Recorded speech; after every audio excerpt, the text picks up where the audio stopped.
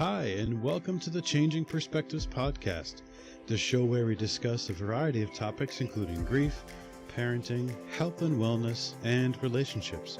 Join us and explore a number of changing perspectives. We're your hosts, Jenni and Josh Brennan. Hi, Jenni. Hi there.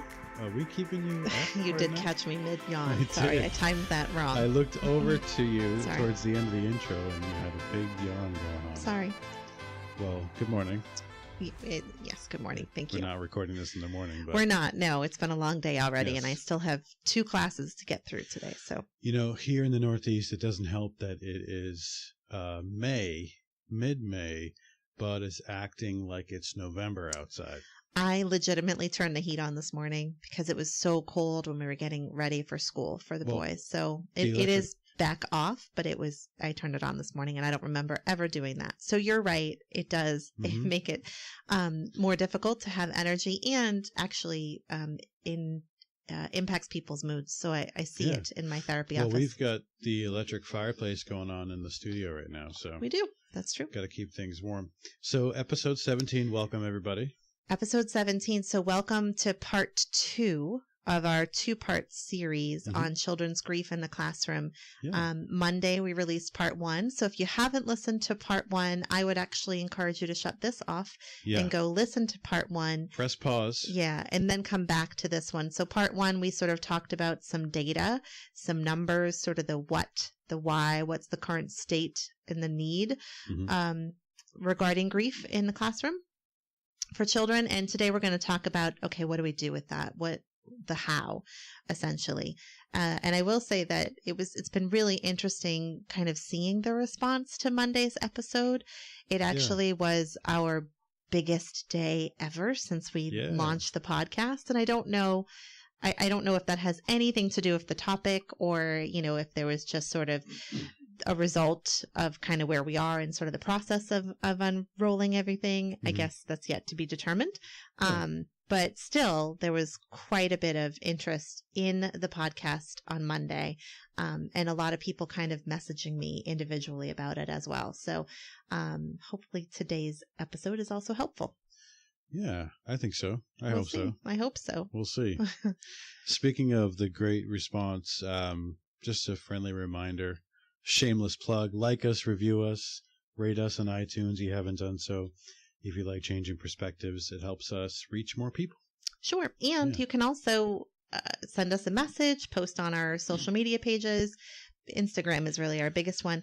If there are topics that are of interest to you, we had we were with some people over the weekend, and we're getting some suggestions, and it was kind of a sheepish, like, I hope you don't mind I'm asking for this. And I thought it was great. Definitely ask away. We've got a list of suggested topics that we've come up with and that some other folks have suggested. So keep those suggestions and requests coming in. And listen, you can reach us on Changing Perspectives, all those different types of social media accounts, but I haven't really talked about this too much, but Disney Bird Studios is how you can reach me specifically. True. That's Disney true. Bird Studios on Facebook, Disney Bird Studios on Instagram.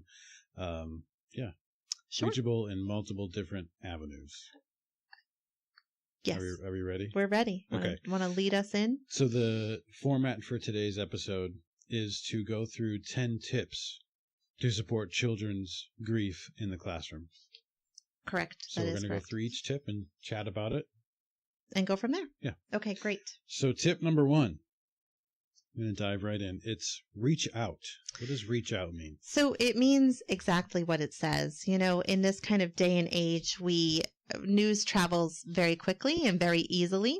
So when sometimes we learn of a loss, we learn of a child's grief experience, not through the child or the family directly themselves, but through sort of social media, friends of friends, other kids talking about it. If you hear of something, reach out and ask about it, not sort of in a nosy way, but, hey, I heard this might be going on. What can I do for you? Is there, and I'm talking about from the perspective of a school person, whether it's a teacher or a school personnel. What do you need? What do you need from me? What do you need from the school? What would you like us to do about it? So really kind of reach out and get the information firsthand. don't just kind of treat it like this shameful, dirty little secret that kind of sits in the dark. Because remember, we talk a lot about grief brain. And so if a family is going through a significant loss, they might not think to reach out to the school. They just might not think to do that. Right.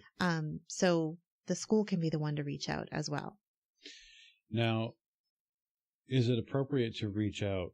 So you're talking reach out to the family, reach out to the parents, yes, right? Yes. Is it appropriate, or what type of situation do you see where a teacher would reach out to the student themselves, or ask questions about the death to the student, or should they not do that at all, go through the parents? I don't know that I would recommend the teacher ever bring it up with the student without talking about it first with the parents. However, it's also very likely that the way a school, the way a teacher, the way support staff may learn of a loss in a child's life is through the student themselves. Right. Maybe the loss happens overnight. The kid goes to school, because we've talked about how it's important for kids to still keep up with their routine. And so maybe the child wants to go to school and then walks in and says to their teacher, my grandmother died last night. She was living with us and she woke up this morning. Well, we woke up this morning and she was dead. The teacher can definitely lean into that conversation and ask questions of the student, or just provide support around that. I think so often what we see happen with kids is they might be doing kind of a group activity or sort of a self-guided activity in a classroom. And that's when students just sort of chat with each other. They chat about like TV shows, and they talk about what they're going to do at recess. And sometimes they talk about death. It's okay for that conversation to happen kind of naturally. I think sometimes teachers, school districts kind of freeze and don't know what to say, don't know what to do. And so sort of turn the conversation away from death. We don't really have to do that necessarily. But when there are those instances where something's come to light, it's okay to then reach out to the family about it. Right. And you might hear it not from the student, but a student's peer. True. Yep. In passing, exactly. Or they come to you and say, did you know this happened? Right. And something just popped into my head with regards to our family's recent loss, where our kids use social media. Right. Right. To honor the person who passed away, and their peers, their classmates liked it, commented, all that kind of stuff. So they found out about it through social media as well. Yes. That is actually, I think, when you've got a child who's sort of teenage age or has older siblings who are teenagers, social media is going to come into play a lot here. And maybe someday we should actually do an episode on social media and grief. We used to spend, I've spent a few class sessions talking about this, because it's kind of an interesting dynamic all on its own. Right. That's interesting. We'll have to add that to our list. You ready to go to number 2? I am, yeah. Okay. So the first one is reach out. Essentially, it doesn't have to be a dirty little secret. And tip number 2, share accurate information. Right. So kind of to this point about social media, news spreads really quickly. Kind of here's how stuff goes. And this is especially when we're talking about sort of tragedies, sudden losses that are kind of in the public eye. Someone posts something on social media, like a town's website or something, like a town's social media page, and then it all spreads like wildfire. Maybe it's something like a car accident. People then identify the car, they identify the people in it, and before there's been any sort of formal notification, an entire town, an entire school has figured out who's died, how they died, and then it becomes sort of this telephone game, and the information is not always accurate. The information that gets put out there is often wrong. But that's the information that people believe. So it's really important that the individuals who are able to sort of officially share information, share accurate information. I think there can also be a tendency to not want to share the information. Now, the caveat here is that the family has to give you permission to do that, right? Yes.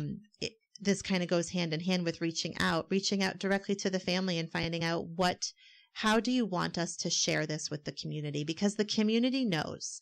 The community knows that there's been a significant loss of maybe a student, of maybe a student's sibling, a student's parent, something. There's something that the community knows about. And they don't necessarily have accurate information, but they're spreading information out there.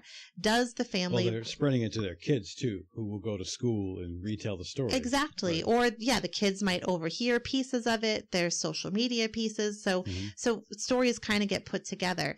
It can really be helpful for the school to kind of take on that burden. And in this situation, then it should be sort of an administrator, kind of go through your school sort of chains of command there, to figure out and work with the family. Do you want us to share this information? Do you want us to share a statement from your family? Do you want us not to say anything? What do you want to do? What do you need us to do? Right. I encourage schools to take that step rather than waiting for families to come to you, because families aren't going to think of it. In the midst of all of this, they're not going to think about, maybe I should put accurate information out there. But if you've got a student who's at some point returning to that school who suffered the loss, I think it's really important that it be addressed, because I can tell you I've worked with a lot of individuals who are students, still young people going through kind of grief after a loss, or who are adults who suffered a significant loss as a child. And that returning to the school environment and not knowing what information was shared is really, really challenging for them. Walking through a middle school hallway or a high school hallway and not knowing who really knows what happened to my dad, who really knows the details behind the car accident, who really knows that he's dead, who really knows, do I have to tell the story over and over again? Right. And I've worked with lots of grieving individuals who felt that it would have been really helpful for them if someone had taken the reins and shared the information in a very kind of concise, consistent way with their peers, so that they didn't have to do it. They didn't have to go into every teacher, their English teacher, their math teacher, their Spanish teacher, their social studies teacher, and explain the situation over and over again. If somehow that had been done for them and to their peers. It's so stressful for them. And especially if you think about a kid's perspective, their peer group is so important, and being labeled as anything kind of different is really challenging. So there's room here for schools to step in and not wait for families to reach out. Now, a family may reach out. When you reach out to a family may say, please don't say anything. That's fine.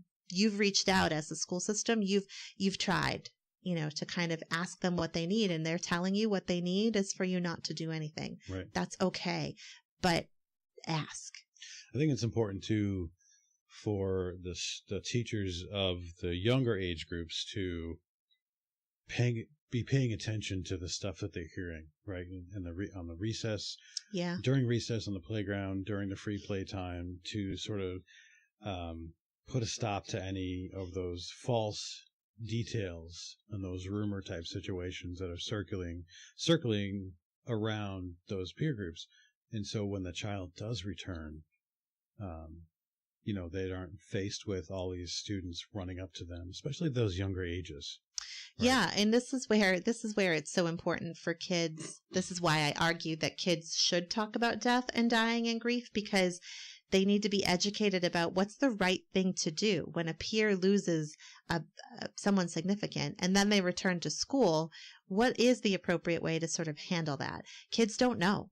They just don't know. And when they don't know how to do something, when they're uncomfortable around something, they resort to sort of being funny and silly about it and teasing. And so that's where things like, oh, that's the girl whose mom died. That's where that comes from. It's from that uncertainty, because we as the adults don't teach them what to do about it. And you talked about this a moment ago, but we talked about in previous episodes about the routine and normalcy, needing to return to those things.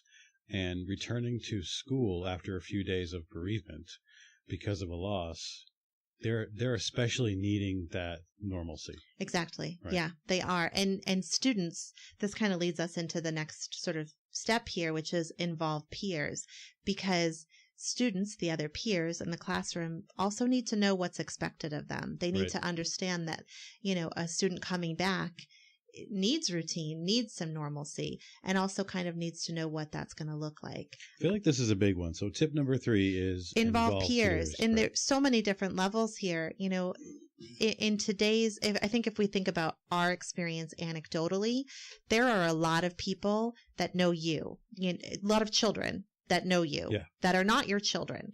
And a lot of children that know me that are not my children, just from like volunteering at field day or volunteering for field trips, for you coaching, you know, all the sports. But that's my name, by the way. Coach of all sports. Hey, Coach. That is your name, Coach. Yeah. I'm Coach's wife. Yes, you are. Can I interrupt for a second and apologize? Today's role of the Froggy podcaster is me. Oh, I didn't even notice. Allergies are terrible today. It's killing me. So I apologize if I keep clearing my throat. So my point here is that I think we fail to understand and honor that sometimes a loss is more than just the child's loss. It also can be the community's loss. And so that's worth a school looking into. That's worth a classroom teacher thinking about. You know, if your student has lost a father, a mother, a sibling, is this a role that was important in that school community? Was this someone that volunteered? Was this someone that helped out in the classroom? Was this someone that was talked about a lot? Maybe not, but it's probably still worth thinking about. What's the impact here on the other kids? Because they are going to know about it. They are going to talk about it on the playground. They're going to talk about it in between things. So is there a way to really kind of involve the peers? Now, remember on part 1, I talked about how I got a very kind of passionate voice response to my first, my sort of call for poll survey here about a parent who was very, very upset. A few episodes ago, I said I don't like that word upset, and I just used it. Who was very angry that the school had shared information about a death. Defining the word upset. I was defining the word upset. Shared information about a student's death with the entire community, and didn't give parents the opportunity to share that themselves. That's a hard one for schools, because I do think there's a responsibility to involve the community, to involve the peers. And that's going to vary from situation to situation. If it's possible, that should also include the parents as well. You know, here's what happened. There was a significant loss. Let's talk about it. And I will talk anecdotally about a situation I'm aware of in a relatively small town where a child lost a parent. It was not a sudden loss. It was an anticipated loss. And everyone knew about it because this was a child who was, you know, sort of late elementary school, talked about it with their friends. Those friends talked about it with their friends. So everyone knew about it. And then the death happened in the middle of the school year. And do you know what happened? Do you know what happened? I actually don't. No. Nothing happened. So students knew about it. Students talked about it. Students knew this individual lost a parent and was out for a few days for funerals and stuff. Student came back and it was never addressed. Now, I don't really know the details. Right. It's possible that the school reached out to the family and said, how do you want us to address this? And the family said, pretend like it didn't happen. Right. That's possible. It's also entirely possible that the school didn't do that, didn't reach out to the family, didn't ask, and waited for the family to say something to them. And so what happened was nothing happened. And kids gossiped about it, and parents gossiped about it because they had questions and wanted answers. And it was just left hanging there. And for me, sort of as an outsider, that makes me feel really sad, not upset. Sad, because it's a lost opportunity, potentially. You know, if it was a situation where the school didn't reach out, the family didn't reach out, then this was a lost opportunity. It was a lost opportunity for that student to get formal support from their peers in the classroom. Well, we had mentioned, or we learned, from the survey that those teachers that responded did not feel confident in their district's ability to be able to deal with loss. Right. So it sounds like in that particular situation that there was a failure to do something, a lost opportunity on behalf of the district, on behalf of the school? I think we can't say that because we don't know if the family reached out and said, don't say anything. Right.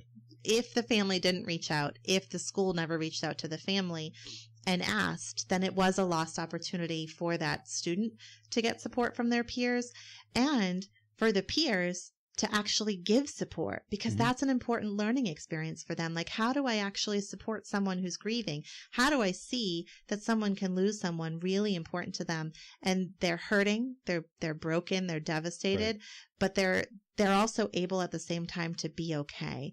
It was also an opportunity for the entire community to kind of come together and do something about it. You know, that math lesson probably could wait for a day. I know, you know, there's lots of state standards and testing that we have to pay attention to, and there's already not kind of enough time for teachers, but I would argue there's time to take a day, a class session, 45 minutes, and have all the students kind of write a letter to the grieving student or draw a picture or talk about it or read a book together about it. There's time to sort of put that out to the students and ask them what they want to do. So really remember that this peer group is still there. This peer group is providing support, which may or may not be good support. And the teachers, unfortunately, have, I think, a responsibility to recognize that that's happening and to reach out if they don't know what to do about it, to reach out to their administrators, to their support staff and say, hey, look, I'm not quite sure what we should do. Well, that takes me back to the second tip where you talked about the heavy burden of having to tell story, right? Involving the peers, especially while the child is out, letting them know at the family's discretion, of course, what happened. And so that it's almost like the shock of hearing about someone else's loss happens not in the present of the person that had that loss, right? That's easier to deal with. And then having to come back and letting the child know that you don't have to share the story over and over again unless you want to, because your friends and your fellow students already know and they're here to support you. Right. Which can also be challenging because then the sort of subtext there is we talked about you when you weren't here. Right. Right. So there's no cookie cutter approach here. Like this is why this is not a like step one, do this. This is why I keep saying it depends. And I think anyone who's ever had me in any of my grief classes, probably one of the things that bugs them most about me is if they ask a question, so often my answer is, well, it depends. Because it does. Because everyone's grief experience is completely unique and completely dependent upon a number of different variables and factors. And so all of this does depend on the particulars of the situation. However, what I'm saying is here are some kind of big things to sort of think about, sort of big key components to sort of consider and look at as you're talking about children's grief. Right. Okay, are we good to move on? We are. Okay, perfect. So tip number 4 is formally commemorate. Right. So kind of hand in hand here with the involve the peers, involve the community. When we look at school systems, we look at schools, elementary schools, middle schools, high schools, preschools, there's a lot of sort of formal ceremonies, right? There's graduations, there's concerts, there's holiday parties, there's field days. There's field trips, there's dedications of new like outdoor classrooms, there's fundraisers, there's all sorts of formal activities, right? Lots of stuff. Lots of stuff. And every day is a different day. True. Like Green Day. Right, exactly. Like Red Sox Day, Patriots Day. My sister was at our house the other day and she was like, oh, tomorrow is Teal Day. I think it was for... Are there any normal days left? Hey, today's Tuesday. I think it was for allergy awareness. Okay, but so okay. My sort of suggestion here would be, is there room for us to have some of these formal kind of ceremonies, these formal sort of days, things like that don't always center around positive stuff? Mm-hmm. Is there space to come together as a community around grief, around loss? Is there a way to come together and dedicate a bench in front of the school for a parent who died. And I will also say anecdotally that I've seen school communities do this. I've seen school communities say, we had a loss of a student, or I actually think the one I'm thinking of was a student's sibling. And they came together and raised funds and wanted to dedicate, I think, a bench. Really beautiful, really meaningful. That's for like cool. The family. The family was on board with it. What a great way for the family to know that my child is not forgotten. My child will never be forgotten. My child will forever be commemorated here at the school that they never got to complete going to. But there was kind of outrage. Outrage is kind of a strong word, but I saw some people have outrage over it because how dare the school talk about something sad? How dare the school put a bench in there that says a dead child's name? And I would say to those people, I get it. I get it. I'm a parent. We want to keep our kids in a bubble. We want to go on Amazon Prime, buy that bubble, stuff them in it, not let them know that there's scary stuff, there's sad stuff, there's bad stuff. But you know what? We can't. We can't. And everyone is going to die at some point. And so death is going to touch all of our lives at some point. And I hope it's not for a long time. And I, of course, hope that children don't ever have to experience that.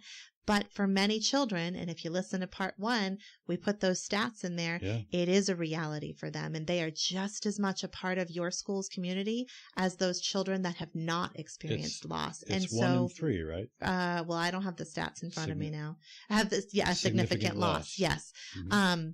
So why can't schools do that? And I think the reason many schools don't is because of that exact outrage. They don't want to upset people. Death is messy. Grief is messy. Grief is not pretty, but it's real. And it's such an important experience for schools to provide an opportunity to do something like that, to dedicate a bench, to dedicate an outdoor garden, an outdoor classroom to a student's parent who died. Of course, if the family gives permission, of course, this is undercutting all of that. But it just opens up space and dialogue and provides education around something that's really, really important for people to have as they're moving through their childhood and their adolescence and into adulthood. So formally commemorate, because for those that are grieving, those formal ceremonies are so important. There's ways to kind of be creative about that. Maybe have an opportunity for any of the children, any of the families who've suffered a significant loss, to come together on one night during the school year and put an ornament on a tree. But that's kind of getting into sort of religious stuff. Or paint a rock for the garden or something like that in memory of their lost loved one. Right. There's ways to do that aren't traumatizing, but are supportive. Right. And so I would encourage schools and teachers to kind of think outside of the box and take off the parameters that say, don't talk about the sad stuff. Pretend death and grief don't happen. And they can also be done on a smaller scale. You mentioned in your tip here about the classmates putting together a book of poems, cards, pictures that the students can create and give the book to the grieving child or the grieving family. Sure. Like, it's simple. You don't have to do this big, no, huge I was gesture. just talking to, our child had a student teacher, and they put together a beautiful little kind of binder, I guess. I think everyone wrote letters to him. And actually everyone wrote letters, I think, when they misbehaved one day. So they all had to write apology letters. But they do that, right? We do that already. We sort of fold those activities into our classrooms, our students' classrooms, around other things that are important, other transitions. Right. Why can't we be open to doing that around things like death? How great would it be to learn how to write a sympathy letter, a sympathy note, in real life as like a 4th grader or a 3rd grader. And I know there are parents right there who are right now listening who are probably going to shut me off and say, I don't want to listen to them anymore. And that's fine. Like I said, I get it. You want to keep your kids in a bubble, but when you try to keep your kids in a bubble, which you really can't, you're withholding opportunities from them. Well, we have to embrace the idea that it's okay to talk about this stuff. It is not just okay to talk about it. It's so necessary to talk about it. It's so necessary to talk about it, and will do your children so much good when they experience their own loss, because it's not going to be completely foreign to them. Right. It's almost modeling, right? We talked about that. Absolutely. It is modeling. Yeah. In the other episode about children's grief. Okay. Tip number 5 is be flexible. Right. So just like I said, every grief experience is unique and individual, and it depends. That means that what works for one child, what works for one student is not going to work for every student. So approaching a student who's grieving with some flexibility is really important, and understanding that some children are going to need to come back to school and really lean into their routine and lean into structure. And some kids are going to come back to school and that's going to be a real struggle for them. That routine, that structure. What I hear from a lot of teachers and a lot of the research out there shows is that teachers or school staff will say, I don't get it. He's so sad during math class and like looks off into the distance and will just start crying and can't focus and needs to like take a break, but he's fine at recess and he's fine at lunch. So is this really about his grief? And I will say, yeah, it is about his grief, because guess what? It's way easier to be distracted by your friends at lunch and recess than it is during math class. And so what we're asking children to do sometimes during the school day is to really kind of turn on those frontal kind of more advanced parts of their brain and really focus. And when you have grief brain, that's really hard to do. Yeah. It's really hard to do. So yes, it interferes with your lesson plans. It interferes with testing. It interferes with their learning and requires some flexibility. And this is where I think the onus is on the district, because the classroom teacher is still responsible for all of the other students in the class, right? Yep. This is where it becomes really important that districts have that in-school support that is trained in grief to provide assistance and support and resources to children during the day who are struggling. Because what do we do, right? School teacher notices that a student's really struggling during kind of structured learning time, gives them flexibility to sort of take breaks, go to the bathroom, maybe do some other work. A lot of schools will say you can go to the nurse's office. Maybe they'll have like a guidance counselor or a school counselor that they can go sit with, but sometimes that's just one counselor who may or may not be in the building because maybe shared with other buildings, maybe meeting with other kids, and may or may not have any training in grief. Is that really enough support for that child? Right. Essentially, we're saying, get out. Get out and until you can kind of get yourself back together. That might not be enough of an individualized plan for kids who are really grieving. And not understanding the sort of basics about those elements is going to make it really challenging for that teacher to function and provide the right type of support for that grieving person, that grieving child. Right. So for the older children, being able to offer things like accommodations for, due dates for projects and things like that is a really reasonable request. Or not even request, because a student might not request it, but expectation for teachers to be flexible around that. Our job, as parents, but of course the job of teachers is to provide support and to meet the needs of the students, right? And so when we have a grieving child, a grieving student, they have different needs. And understanding those needs will help be able to meet them. Right. I mean, essentially, if a child suffers a significant loss, that student may look very different to you as the teacher. That child may look very different academically, socially, emotionally, cognitively.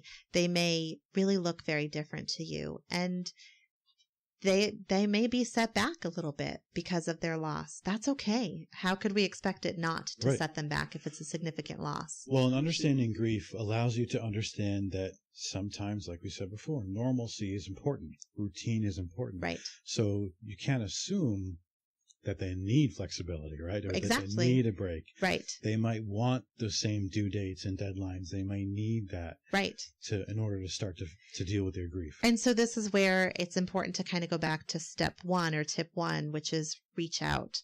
And that it might be different, if we're talking about like a middle school or a high school kid, it might be different. What they need in terms of accommodations might be different for math, which comes maybe really easily to them, versus what they need for a writing class, which maybe they struggle more with. So really important that teachers are aware of this. And how do you become aware of this?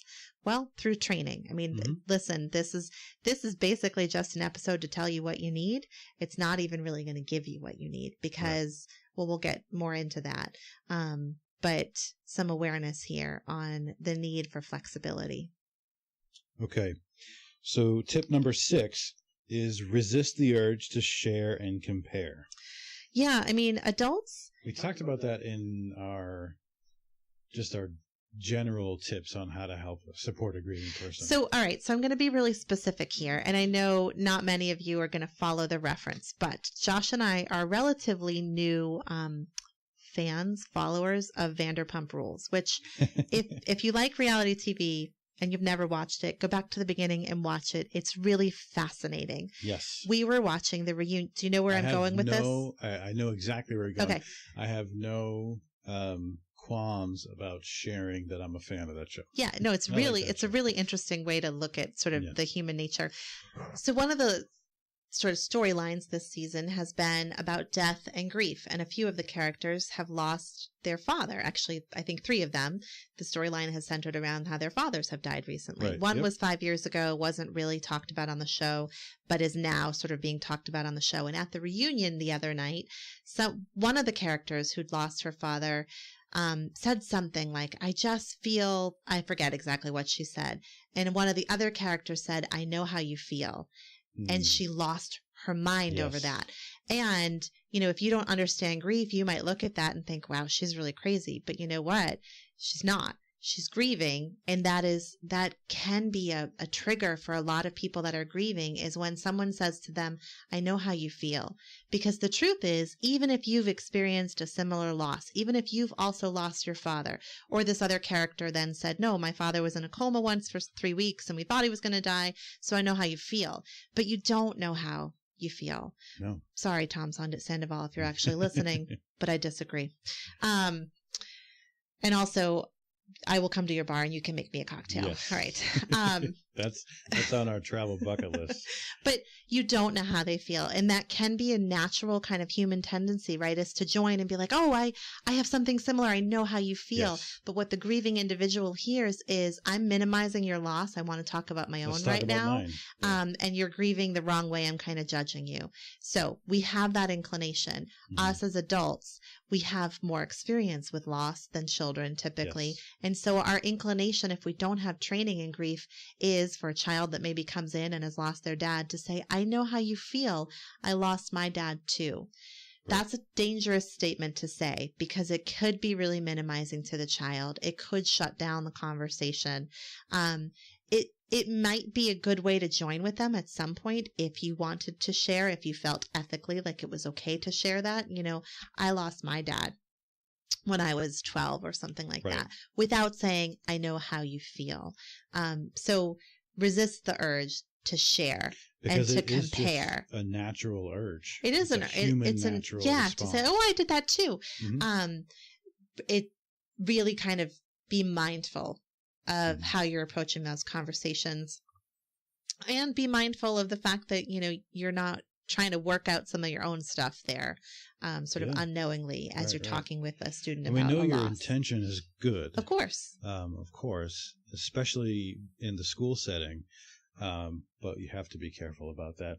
And shameless plug, for more information on how to provide support after a death, check out episode 7 of the Changing Perspectives podcast. Yes, for sure. Yes. What not to say. What not to say to a grieving person. Yeah. Tom Sandoval should have listened. He did. To that. We'll have to send him the link to the episode on Instagram. Okay. Tip number 7 is anticipate re-grieving. What does that mean? So children, when they grieve, we talked about this. Maybe it was it was on one of our previous episodes. We talked about sort of children's grief. One component of children's grief that is different than adults' grief is that children re-grieve. So think about your childhood. There's a lot of developmental stages. Lots of different theorists propose lots of different names and descriptions for stages in childhood. But essentially, childhood is a bunch of different stages, right? How you are at 2 is different than how you are at 6, is different than how you are at 10, different than how you are at 16, different stages. Right. When you experience a loss at a particular stage, you grieve that loss sort of emotionally, cognitively at that level that you're at. As you then move into new stages, the next stages, you advance emotionally, cognitively, physically. And so you experience that loss all over again. You understand that loss in a different way. You re-grieve that loss. And it really essentially is as if you've lost that person again. Right. So this is something unique to children. So a child who's lost someone at the age of 4, when they sort of transition into maybe becoming a teenager and they're moving into middle school for the first time, they may look like they've lost that individual all over again because they're experiencing that loss now for the first time as a teenager. Right. They're understanding what that means for them as a teenager to no longer have that person in their life, to not be able to have that person in their life. So anticipate this notion of re-grieving. One of the responses that I got on Monday was from an individual who lost a parent at a relatively young age, and the surviving parent at the start of every school year would send a letter, because this was a while ago, so email wasn't always accessible, would send a letter every year to the students' teachers, letting them know sort of the history, that there had been a loss of a parent, and kind of sharing what that experience was like. At one point along the way, one of the counselors pulled this individual into their office and said, essentially, the message was, it's been a long time. Don't you think you should move on and get over this? You're not serious. No, I hear stuff like this all the time. It's a serious thing, and I don't doubt it for a minute. I hear stuff like this all the time. Wow. I work with people who come to my office, and often it's over a recent loss. But a lot of the time, it's also over prior losses that were never really processed. Right. And so I get to hear people's stories like this. Yes, this happens. And that was, I'm sure, a well-meaning adult who really didn't understand grief, didn't understand this concept of re-grieving. All the more reason. Yeah, didn't understand. Need to have training. Yes, didn't understand that there really is no such thing as closure. Kind of probably read a paragraph, maybe a chapter about it in their training. Kubler-Ross's theory of like the 5 stages: denial, anger, bargaining, depression, acceptance. Woohoo! And then you're over it. Right. That's what they believed. That's what they knew. And so they were very well-meaning and well-intended when they said, it's time to get over it. But boy, were they 1,000% wrong. Yes. And here is an adult still holding on to that. Like, that was a really powerful statement to hear. Every year, every subject, every new movie that's watched in school, every new book that they talk about in English class or something might have an element that will trigger something. Yes. Even if the death was years ago. Yes, absolutely. Right? So not just this concept of like re-grieving because of developmental shifts and developmental changes, but this notion that grief can come in waves. And so there can be something that just kind of comes out of nowhere. And for those of you driving around right now that are adults, think about that. How many times have you looked out and seen a bird that reminds you of a loved one, or a butterfly, or smelled someone's perfume at a store and thought, oh my God, that my mom used to wear that perfume, or heard a song on the radio that's kind of playing at just the right time and it hits you emotionally, like these sort of, I call them waves of grief that just hit you from nowhere. That can happen to children too. And that's a great point. You think about all that they're exposed to media wise, like with books and stuff like that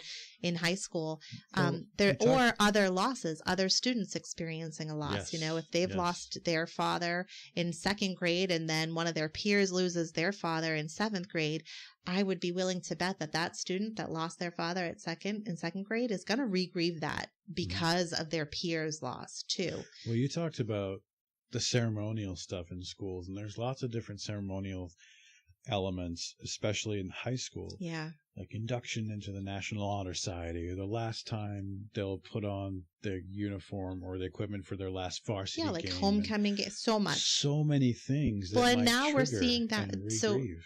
Sorry to talk over That's you. okay. I'm learning from you. So many things that mark transition, right? Yes. This is what we do. We are good at formally commemorating transition. And now we do that at middle school. Like now there's like middle school graduations, elementary school graduations, preschool graduations, all these things. Yep. They're designed to make transition easier for us. Death is a transition.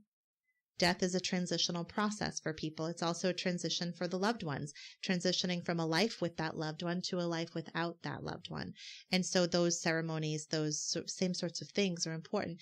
But to your point here is that these ceremonies can remind people of what they've lost, remind students of what they've lost. And so being really educated about re-grieving and being educated that students that have suffered significant loss can have those losses triggered by these formal ceremonies. And it could, to them, feel like they're being punched in the gut and they're losing that loved one all over again. Because it can feel brand new. Look at all these other kids get to have their parents here, and I don't because mine are dead. And yeah, maybe mine died 10 years ago in a car accident, and I know that, and I've worked on that, but still, wow, am I grieving that right now in this moment? So it's really important for everyone that's working with students to really understand that.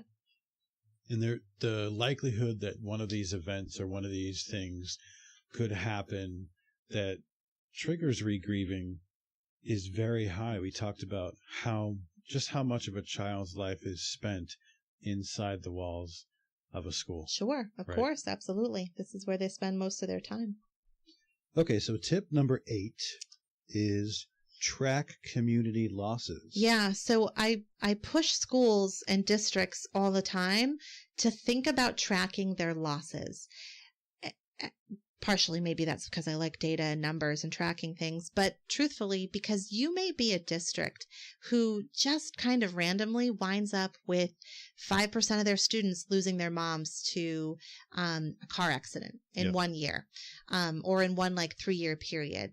So you may have some pretty significant similar losses in your district that may actually point you and guide you to needing to provide some particular support.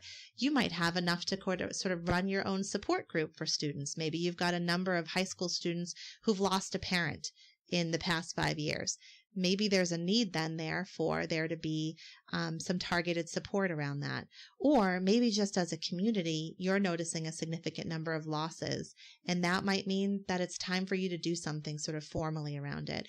And if you're not tracking them, if someone's not in a centralized place tracking them, you're never going to know that. Right? Like you're never going to know that this is happening. If it's just a random teacher in 4th grade, a random teacher in 2nd grade, 3 teachers in 5th grade, some teachers in another elementary school, like if it's just all of them kind of doing this in a vacuum, then the district, the larger community, is missing out on the bigger picture. Right. And so you can only get that bigger picture when someone's tracking that data. And that might sound sort of trite, like, okay, Jenni, you're saying that every teacher should send an email every month to some central, to some central person saying, yeah, I had 3 students lost their grandparents, 1 student lost their father. Yeah, I am saying that. I'm saying that's an important component. It's an important data set to be aware of for your district. What about for your school? So I would say also school-wise, grade-wise. Tracking community losses, could that mean not maybe frequency or volume, but impact? Let's say there was, an incident in a large sporting event or some sort of big event that a lot of students were at, and the tragedy ended in a death or something. Right. I mean, does that I actually think districts do a really great job with that, actually, with those kind of, think about the news, think about any sort of high profile case. Yeah, I guess that's what I was if it makes the media, right? Or there's something kind of big, what does the school do? They say, school counselors will be available on like Saturday and Sunday and all this week for students that they call in additional supports, and there are sort of like crisis teams. So if there's a real crisis, like candlelight vigils. So when it's stuff like that, when it's like trauma, if there's a school shooting, if there's sort of a mass casualty event, there's some sort of like bus accident, stuff like that, sort of that bigger stuff. For some reason, schools sort of have permission to lean into that and to pull in the additional support and to be open about it and to encourage students to miss class and go see counselors instead that they provide during the school day. But we don't do that for those smaller losses, but those smaller losses are happening much more frequently than these other losses. And you're just as likely to wind up with a PTSD. Well, I don't want to say just as likely. It's a possibility that you could wind up with a post-traumatic stress syndrome or disorder or diagnosis from a loss that's not from a car accident or something like that, a bus accident. So it's just as important for school districts to be saying, wow, look, we're tracking these numbers. There's a whole lot of kids in our district that lost their parents this year due to cancer. We should do something about that. Not that we can bring the parents back, but we're not doing enough with our counseling staff. So what if we treated this as if it were a mass casualty event? What if we treated this as if it were a school bus crash? We don't do that. So I would say to schools, why are you doing it for those things and not for the other things that are happening more frequently? Because there's no real data that shows you that one needs more support than the other. Well, you said something interesting, that students or school systems feel like they have permission to have these public displays of grief and support with the candlelight vigils and the social media postings and the addition of counselor support and all that.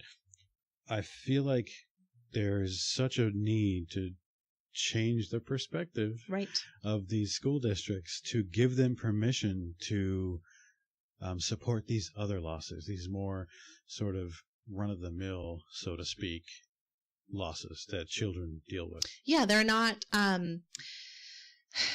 necessarily losses that make the evening news or make it around social media or make it into the local newspaper, but they impact your students just the same, and they impact their peer groups, and they're talked about. But this is what we do sort of culturally, sort of on a larger scale.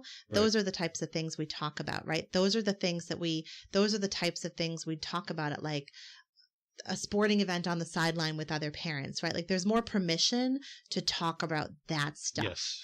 It's kind of sensationalized. Yeah, absolutely. And so sensationalized deaths, there's this sort of automatic response for a school system to say, oh, we've got counselors on hand. And if they don't respond like that, they'll get flack for it. Exactly. And so what I'm saying is, please keep responding like that. Yes, I agree. Let's also find a way to respond better to these other students, because we know we can do it, right? We know we have the resources. We see you do it. Yeah. So let's see if we can do it for these other losses, because I can tell you there are a lot of children and families that are struggling, and it's not enough to just say, oh, go get a counselor outside of school. Okay. They're going to, if their insurance covers therapy in a way that's meaningful. B, they can find a therapist who's good and who has openings and takes their insurance and works with their schedule. Great. But that's only going to be one hour a week, one 45-minute session, maybe two. What about the rest of, where they're spending their time? So we know school districts can do it. Let's see if we can kind of expand that sort of model. So that's what I mean when I say track community losses, to kind of get to that point. All right. Okay, so we're moving on to tip number 9, which is support the staff. Yeah, I mean, if you've stuck it out and you've listened to part 1 of this, and now you're all the way into part 2 with us, and you work in the school system, I wouldn't be surprised if right now you're feeling pretty overwhelmed and pretty scared and feeling a tremendous amount of responsibility on your shoulders. Well, and the responsibility, we talked about this in part 1, the responsibility is going to be there either way. Right. With or without grief training. Yes. I didn't suddenly make there be children who are grieving in Right. your classroom. What we've done is sort of call attention to something that was already there that I think you knew about already based on the responses that I've received to the poll question and based on the responses following Monday's episode. I think you knew about this already. And although I've given you some tips, this is really just a starting point, and I know that it's not enough. So there's a tremendous amount of responsibility on your shoulders. And because of that, there's a tremendous amount of responsibility on the district's shoulders to provide you with support, because you are the front line. You are the ones who are there day to day, who are hearing the children just kind of, as they're talking, as they're doing their sort of daily work in the morning, kind of talking nonchalantly about their loss, about their grief. You're the one who's seeing the changes in behavior, who's seeing the sort of academic impact that grief and loss is having on children, who's feeling the frustration at not being able to adequately support or feel like you're adequately supporting them. And so you need support too. Mm-hmm. And that support is in the form of a supportive district, supportive administration who's there to, point you in the right direction, to provide some sort of supervision for you, opportunities for you to come together with your colleagues to just sort of say, this is hard. I had a really hard day with the grief. But also, I think that support is in the form of education. I was just going to say, I think that's the first step. Yeah, I don't think it's fair for you to walk away from this sort of experience saying, okay, I guess I've got to go find some additional training myself on top of everything else. I've got to find some workshops. I've got to figure this out. I think it's really up to the district to work this into their required training. Every district pretty much has required meetings and trainings that you have to attend as school staff. I think really the onus, I'm talking to you now, administrators, is to make this available and accessible to your school community, to everyone, to teachers, to teachers' aides, to people that are working in the cafeteria. Everybody that's coming in contact with these children who are grieving is going to benefit from having some of this grief support. And the reality is that it's just not offered and accessible enough to people. Like we've talked about in other episodes, doctors, nurses, social workers, school counselors, guidance counselors, teachers, so many people that work with children have had zero training in grief. And if you listened to part 1, you saw only 10% of the respondents to my survey had taken a grief not even course, but like a continuing education training, which could have been an hour over lunch. Yeah. No one had had college grief courses. No one had majored in that. No one had minored in it. And you know what? There are courses out there. So the onus is on the district to help you as teachers and support staff find a way to get this training, not just an hour-long course, but a course that really teaches you about grief, because it's so much more complex than what we can cover in one podcast episode. So when I say support your staff, this is what I'm talking about. I'm talking about education. I'm talking about really being there and allowing there to be space and permission to talk about and address grief, both inside the classroom with your students and outside the classroom with each other. Well, you've got the support of the district in terms of resources, and starting with training and education and giving them the space to support the students. However, you also have a need for the district to support teachers in their own losses.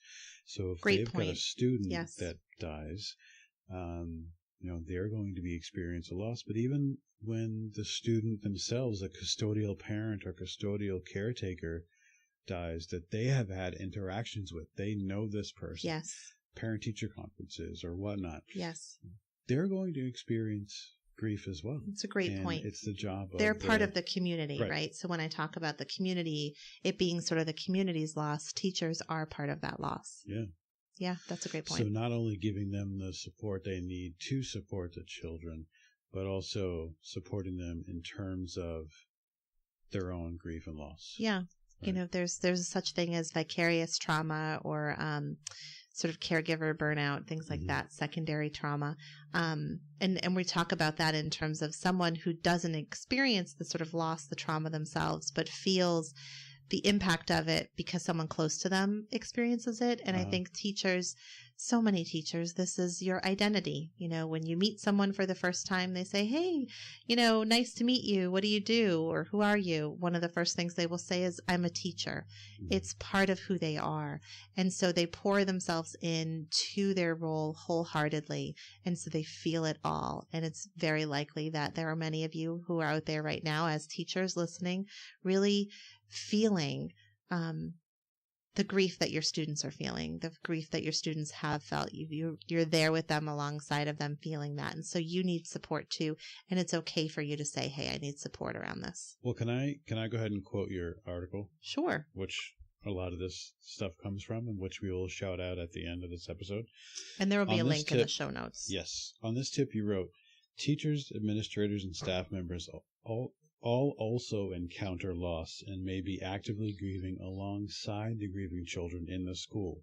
Explore ways to come together to support each other as professionals. I like that. Oh, thanks. Thanks so much. I don't quite remember what inspired me to write this particular article. Pretty much all of the articles on my blog are inspired by something. You know, there's many bloggers who kind of every month will look at sort of top search terms and then craft an article around that. I don't do that. I probably would have a much more successful blog if I did.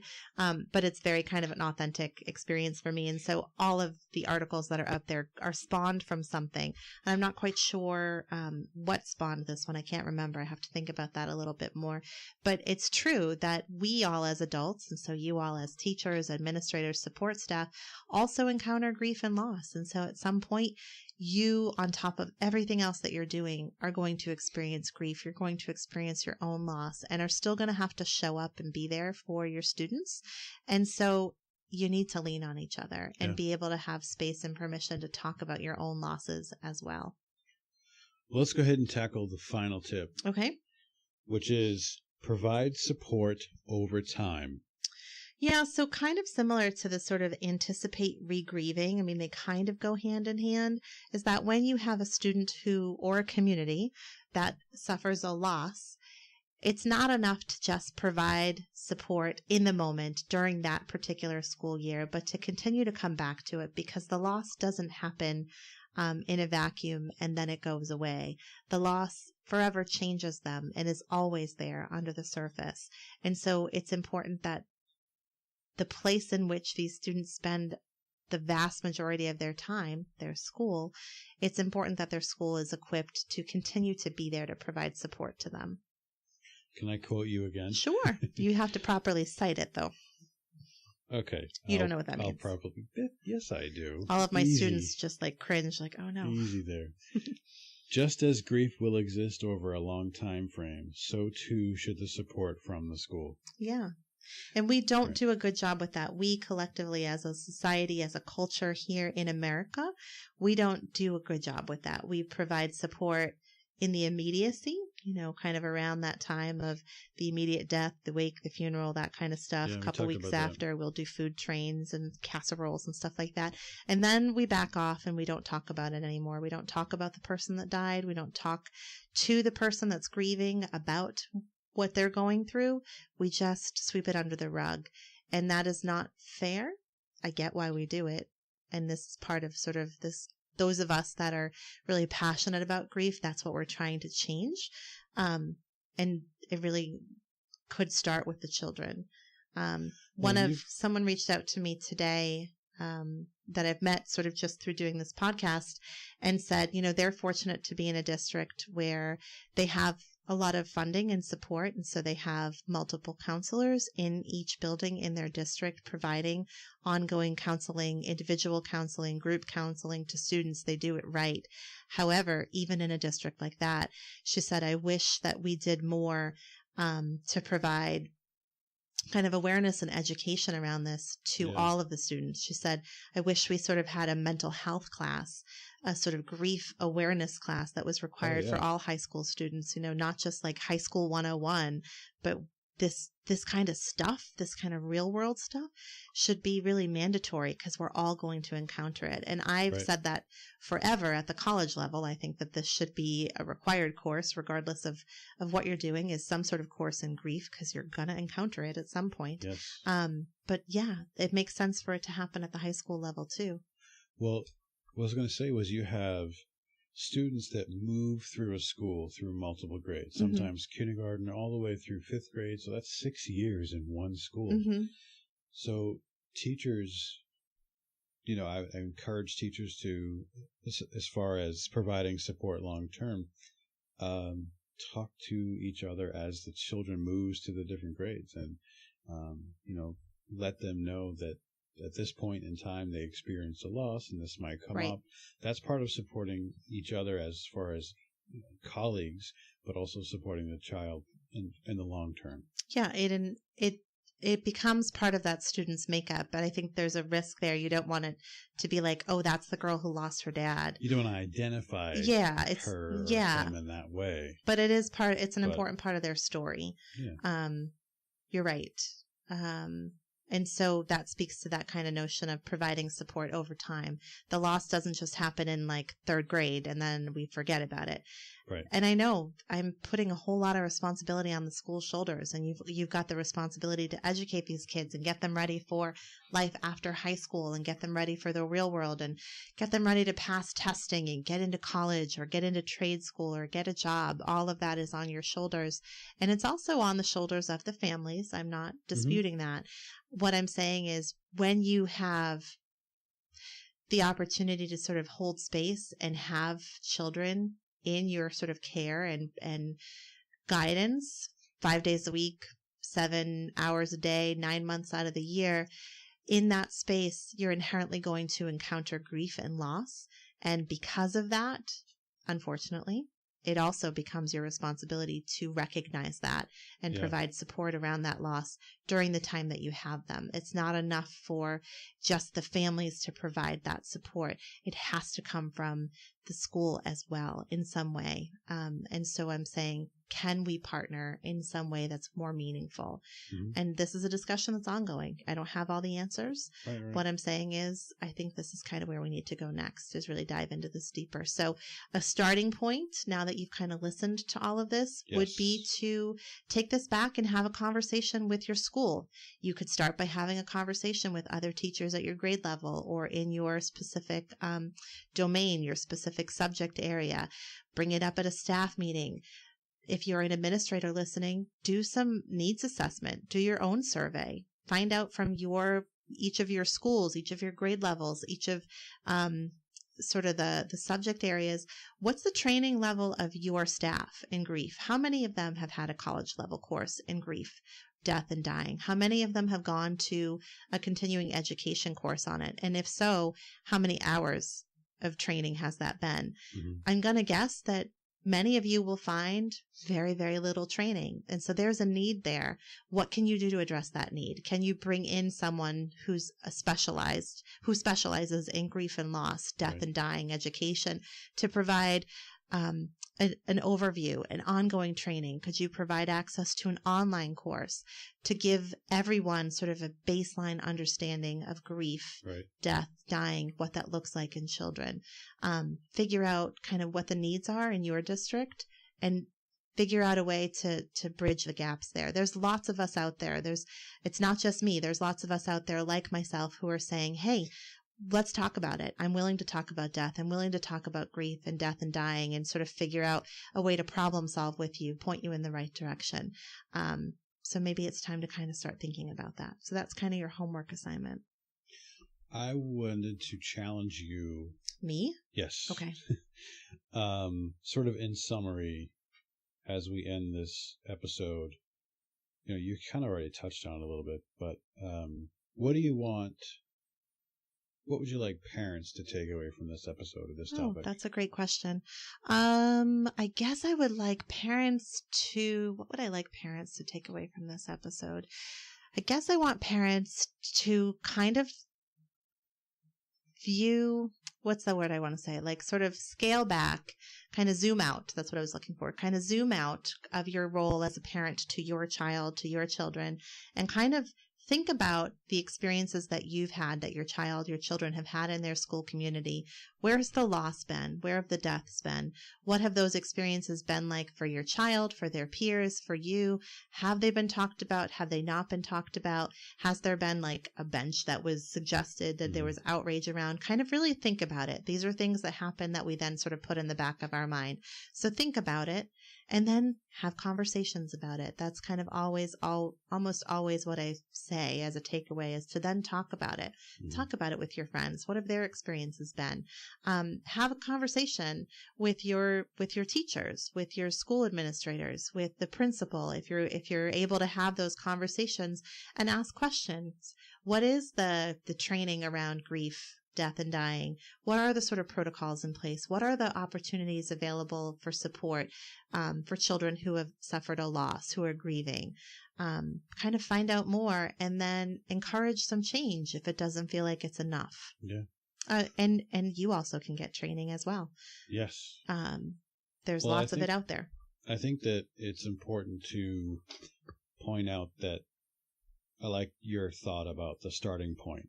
School officials and teachers, what we want you to take away really is start the conversation. Yeah. Right. Start the conversation and figure it out. And it's okay to have the conversation. Mm-hmm. Let's start thinking about this as taboo topics, because that's what it is. Let's stop talking about them as they are taboo topics. Right. That we're not supposed to talk about, because that's not going to ultimately support what a grieving child needs. Right. Okay. Is there anything else that you'd like to add? No, but I'm really glad that we broke this up into two parts, because this would have been a long, I agree. long single episode. We have a big fan out there that let us know that they would have been fine with a big long episode. But let us know. Yeah. Oh, okay. If you, same person you talked about earlier. Okay. Mm-hmm. Let us know if you like it broken up into two parts, or if you're okay with like a 3-hour episode. It's up to you guys. Okay. You let us know. We're in this for you. Do you have anything else? No, just always feel free to reach out if you have questions or need guidance or need some pointing in the general direction, or want to talk to me about how I can provide support. Don't hesitate to reach out. Yeah. Can I switch gears for half a second? Half a second. And just tell you that I like your nails. Oh, thanks so much. You got your nails done, right? I did. Self-care is not selfish. So no, it's not. And I want to talk about love language for half a second. Remember we talked about, I think it would, in ways to reconnect with your partner. And I talked about how things come into my mind, and my failure is not letting you know them. And I noticed your nails like a half an hour ago, and I waited till we were done to make sure that I told you they look nice. Oh, thank you very much. Yeah, that is, gosh, I don't remember what episode that was, but it was kind of the relationship series portion of our podcast. If you've been drawn in by this education grief topic, also there's some relationship episodes that don't talk about grief. So Josh is kind of tying part of that in there. Yeah, so, and don't forget, we are excited about talking about all kinds of different topics, from pop culture to the impact of pop culture and death in pop culture, but also relationships and parenting, all kinds of stuff. So please stay tuned to the Changing Perspectives podcast to hear all those types of things. Yeah. Okay. So that is going to do it for today. Thank you guys so very much for listening. You can learn more on this topic by first checking out Jenni's blog article. It's entitled Children's Grief in the Classroom, available on the changingperspectivesblog.com website. That's our website. And you can also go to the National Alliance for Grieving Children. They're at childrengrieve.org. And also we wanted to share with you scholastic.com/childrenandgrief. It's a guidance and support document from Scholastic and New York Life. So check those out. And just as a quick reminder, this episode was for education and entertainment purposes only. Should you need additional support, please contact your healthcare provider for information and referrals. Please follow us on Facebook at Changing Perspectives Podcast and on Instagram at Changing Perspectives Blog. You can check out our website by going to changingperspectivesblog.com or send us an email to changingpodcast@gmail.com. Go ahead and subscribe to the show so you never miss an episode, and we will see you next time. Say bye, Jenni. Bye, Jenni.